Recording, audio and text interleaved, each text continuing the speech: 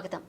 Srisailam colony Gollapudi ప్రాంతంలో Suryanarayana residency ఎటీకిన్సస్ high school వెనక ప్రాంత ప్రజలు వరదల కారణంగా ఎంతో బాధపడుతూ సహాయక చర్యల కోసం ఎదురుచూపులు చూస్తున్నారు.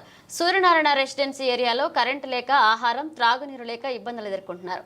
వెంటనే అధికారులు స్పందించి సహాయం చేయాలని ఐఎస్ఆర్ 9 న్యూస్ ద్వారా శ్రీశైలం కాలనీ గొల్లపూడి ప్రాంతంలో సూర్యనారాయణ రెసిడెన్సీ ప్రజలు కోరుకుంటున్నారు.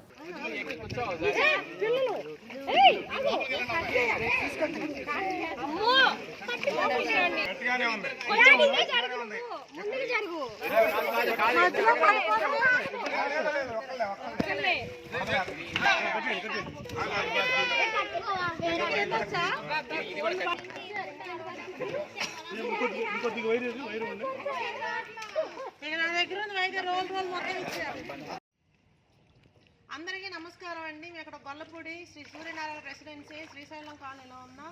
ఇప్పుడు మేము 3 రోజుల నుంచి కూడా జలత ఇబ్బందులు ఉన్నట్టు మాకు ఎటు చూసినా నీరు తప్ప ఏం కనపడట్లేదు, జనసంచారం లేదు. చిన్న చిన్న పిల్లలు పెట్టుకొని మేము ఎలా ఉండాలో కూడా మాకు అర్థం కావట్లేదండి. మాకు వెళ్ళి చూసిన వాళ్ళు లేరు, మాకు సహాయం చేసిన వాళ్ళు లేరు. అసలు మేము తింటున్నావా లేదని పట్టించుకునే నాదులు లేడు. కనీసం మా పిల్లలు తాగటానికి నీళ్లు కదా, పాలు కదా, ఏమీ లేవు. చిన్న చిన్న పిల్లలు పెట్టుకొని 2nd class, 1st class, LKG, UKG చదివే పిల్లలు ఉన్నారండి. మాకు చిన్న పిల్లలు, పసిపిల్లలు. పాలు కూడా లేకపోతే ఎట్టండి. కనీసం అది ఎవరన్నా పార్టీ నాయకులు ఓట్లాడడానికి వస్తారు కానీ మాకెళ్ళి చూసిన లేదు. ఈ చుట్టూ పావులు వచ్చేస్తున్నాయి. అసలు మేమంతా భయం గుప్పెట్లోనే పెట్టుకొని ఇప్పుడు 3 రోజుల నుంచి మేము జీవిస్తున్నాం. దయచేసి మా మీద దయించి మాకు సహాయం అందించి, విలువైన సహాయాన్ని మాకు అందించగలని మేము అందరం వేడుకుంటున్నామండి.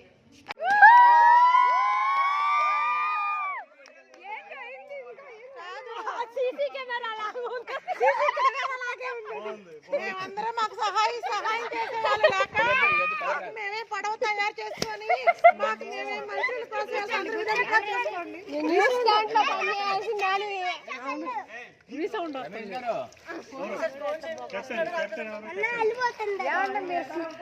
మీ దగ్గర ఫోన్లు ఉన్నాయి, ఫోన్ చేయడానికి. మాకు వెళ్ళిన తర్వాత ఫోన్ చేయండి.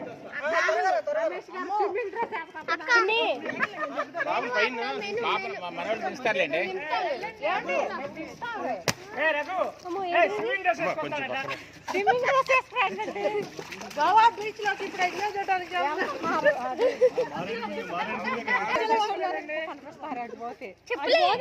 పైకి ఎక్కుదాం.